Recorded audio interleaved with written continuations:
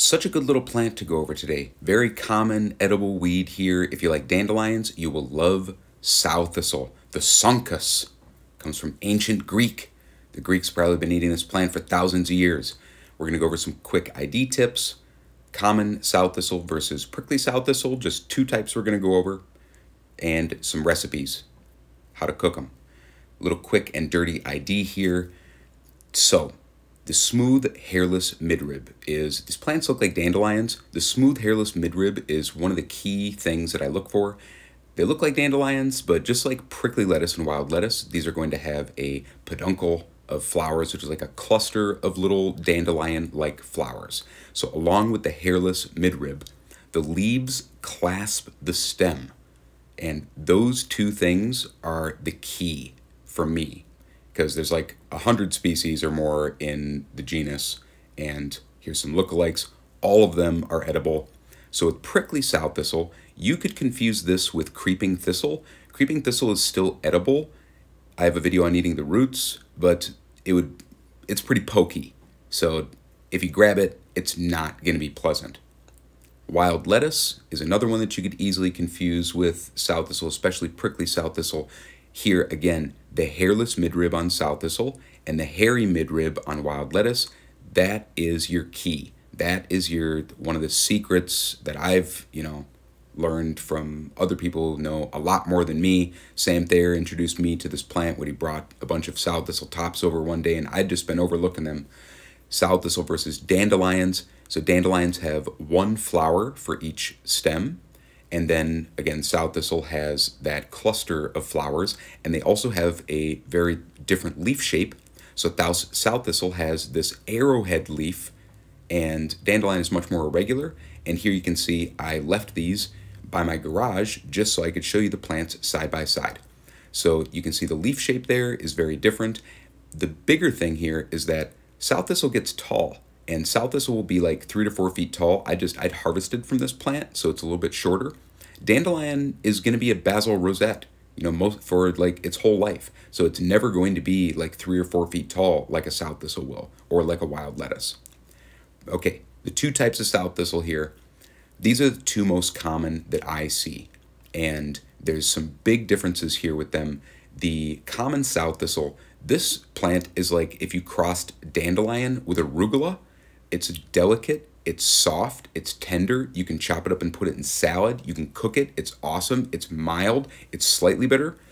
Prickly sow thistle is a lot more hardy. You can see this is more firm. It is really robust, and it needs to be cooked. I'm not going to eat that one raw. The trade-off is that prickly sow thistle has a way better shelf life than common sow thistle. Like, I've had some in my fridge for like 2 weeks. So I just let the plants, the common sow thistle, go in and kind of do their thing in my backyard. You can see I'm just harvesting the tender tips here, and I'm going to leave some of the leaves so they can still photosynthesize. And then I probably harvested like at least 4 times from all these plants. They just keep making fresh growth. You just keep cutting the tender tops. And in my backyard, I don't have to worry about fending off the deer, because deer love them too. All right, quick little recipe and a couple different ideas.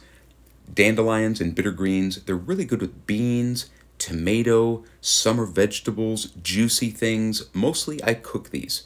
So a braise of white beans is good, or white bean soup, or I'll show you a little minestrone. I just start off by soaking some beans, and this is good if you just want to start incorporating some of these into your cooking, because it's not a ton of greens, but I do like to eat them in just a big pile of greens too. So I have some bacon there. It's cooked out. I have finely chopped carrot, onion, and celery. You can do that in a food processor. Then we're going to add the beans that we've soaked. Then we add some chopped, peeled tomatoes, a splash of wine. There's the tomatoes.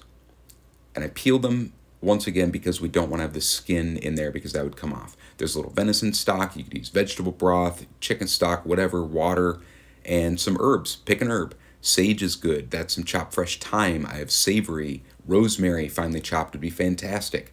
I'm going to add some hot chili too. We're just going to cook the beans until they're tender. Now we're going to add the greens at the end.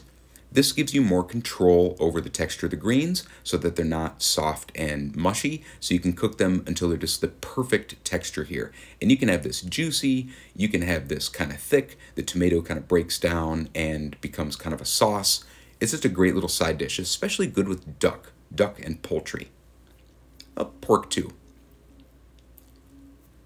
And you can see we just cook the greens until they're nice and tender there. When it's all done, drizzle that with a bunch of good olive oil. You can cover it with a bunch of cheese. Pecorino is really good, or your favorite Parmesan. Like I said, I like to add a little hot chili to that too. And that's just a great juicy side dish. And then I took that and I made that into a little batch of minestrone soup. So good in soup, but also sometimes I'll eat a pile of them.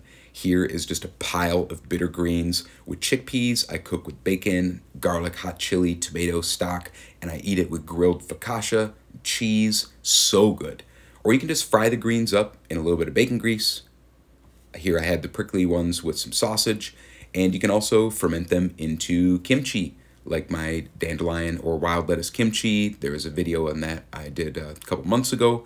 But there you go, just a quick little breakdown of one of the most common plants that people confuse with dandelions that I actually prefer to dandelions. All the recipes are on my website, along with more information. There's a link at the top of the video description for that. Thanks for watching.